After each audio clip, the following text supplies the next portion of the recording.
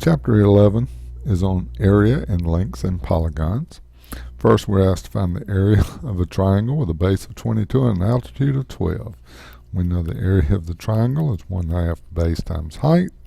So in this case, that is 1/2 times 22 times 12, which comes out to be 132 square meters.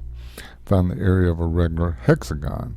Well, we know the area of a hexagon is 1/2 the apothem times the perimeter. And so let's look at this hexagon. We have 6 sides in a hexagon.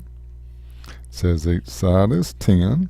So we can get our perimeter. 10 times 6 is 60. So we've already got that. So the area is 1/2. I'm going to need my apothem and then times 60. My apothem is, remember, the distance from the center to the midpoint of a side, which makes that length 5. We take our 360, divide it by the number of sides to get 60. That is the central angle, this whole angle, so this angle is 30. So we have a 30, 60, 90 triangle. So the short side is 5, so the longer side, or the apothem, then is 5 times the square root of 3, if we remember our special right triangles. 5 square roots of 3. Therefore, we can multiply all this out, and our area is approximately 259.8 square inches. A trapezoid. Remember that the area of the trapezoid is 1/2 the average, or 1/2 the sum of the bases times the height. Really though, if we remember, we have one side is 3.5, we have a parallel side that's 7.5, and then we can connect these. Really, when I find my 1/2 base plus height, I'm finding my mid segment. Turns out that that is 5.5 when I do 3.5 plus 7.5 divided by 2 is 5.5. And it says that we are looking for the height here.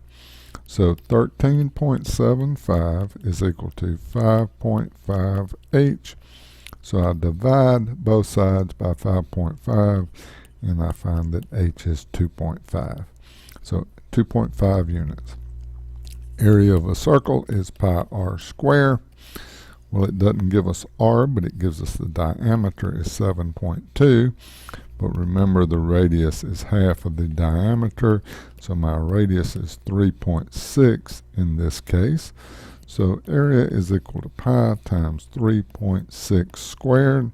If I wanted exact, that would be 12.96 pi. If I'm looking for a measurable estimate, that would be 40.72 feet. Find the area of this figure shown below. Well, that is not one polygon. It is a concave polygon, but in order to find the area, we're going to need to divide it into 2 parts.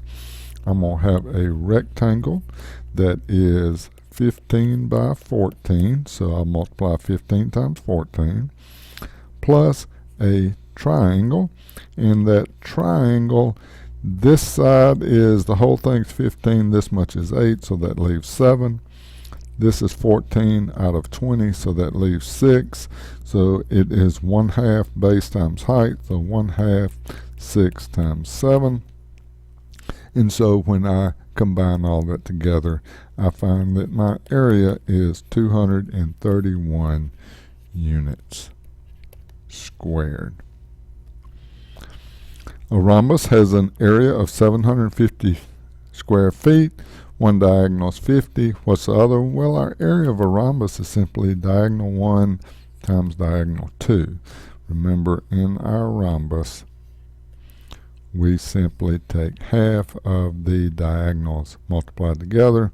So 750 is equal to, that is half of diagonal 1 times diagonal 2.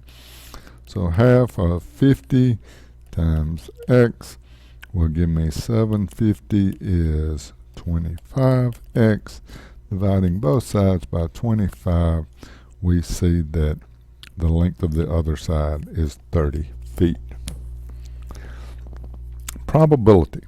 Remember that probability is what you want divided by the possibilities. So what I want is just this yellow area here. So what I've got to do is I've got to find the area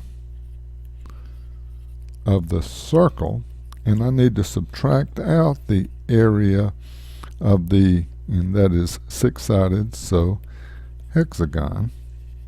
That would just give me the yellow, and the whole thing is the area of the circle. Well, if the radius for the circle and the hexagon is equal to 6, then that's going to be 36 pi for the area of the circle. So I got 36 pi for the area of my circles. Now what I need to do is drop in my apothem and figure it out. Well, we've already said that 360 divided by 6, we found this earlier, is 60 degrees. Half of that is 30. And if my hypotenuse is 6, then this side is 3, which makes the apothem 3 times the square root of 3. So my area of my hexagon is 1/2. 3 times the square root of 3, that's my apothem, times the perimeter. Well, if this part is 6, the whole thing 3, the whole side is 6, and there are 6 sides, so that is 36. So when I work that out, I find out that it is approximately 17%. So the probability is about 17%.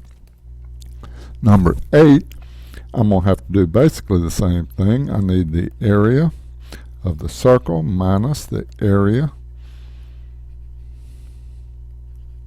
of the triangle divided by the area of the circle. So let's get that. My area of the circle, that is a radius of 8, so the area of the circle is 64 pi, power square. So 64 pi. I need to find my area of the triangle, but what I know is the radius of that triangle, so I'm going to use the 1/2 apothem times perimeter even on this triangle instead of trying to figure out the base and the height. So 360 divided by 3 is 120. Half of that is 60. So once again, I have a 30, 60, 90 triangle, and this is 8, so half of that is 4, so my apothem is 4. Half of 4 times the perimeter. Now, if the short side is 4, the long side, which is half of this, is 4 square roots of 3, and so my whole side is 8 square roots of 3, and I have 3 of those, so that's 24 square roots of 3. And so when I work all of that out, it turns out that my area of my triangle is 83.14, and so it comes out to be about 58.7%.